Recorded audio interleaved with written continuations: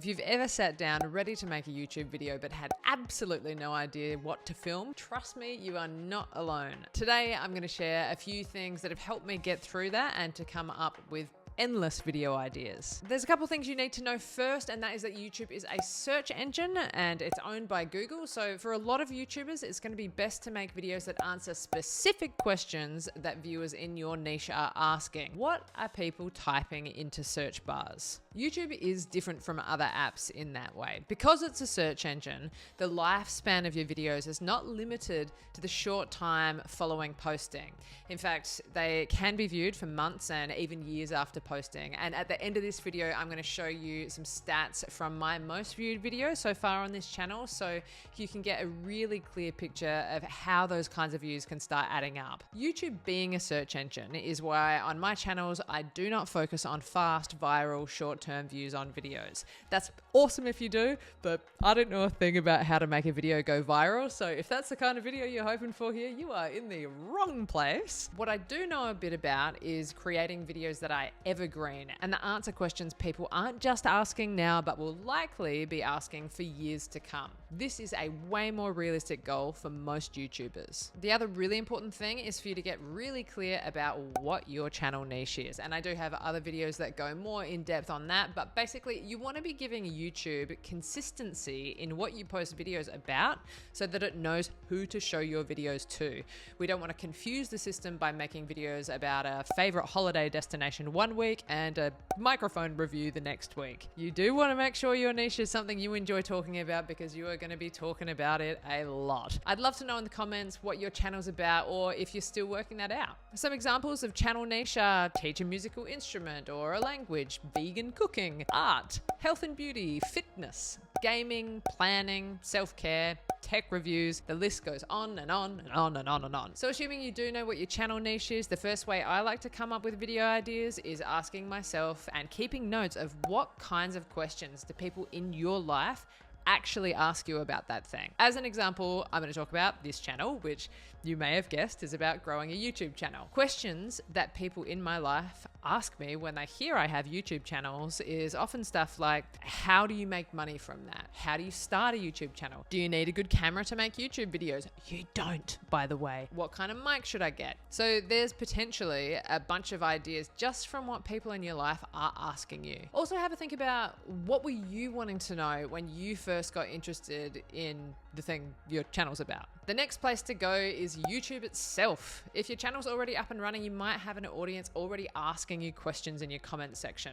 So make sure you write back to everyone who engages with your content. It's really, really great if you can give people a reason to keep coming back to your channel, and having that connection with you is one of those big reasons. You're also going to want to prioritize making videos that answer these questions. If you're not quite at the stage where folks are asking questions in your comments, don't worry about that. It will happen if you keep making videos. All the other ideas I'm going to share today, you're going to be able to put into practice from day one of your channel. Now, let's jump into YouTube search to find some video ideas. It's always best to open an incognito window for this, because your own YouTube account and browser is going to be feeding you stuff based on your search history, viewing history, and interests. So if you're using Chrome, open up your browser, then hit File, New Incognito Window. I am sure there's a version of this from all browsers. We want to start with as clean a slate as possible to get in the mind of your potential audience. I'm going to use my niche and type YouTube how, and I'm going to get a whole bunch of video ideas that people are actually searching for. Let's try this for another niche. How to make vegetarian, and it's going to pump out all sorts of ideas for you that, again, people are searching for. We can do this same thing in a Google search. Again, stay in your incognito page. Let's try a different niche though.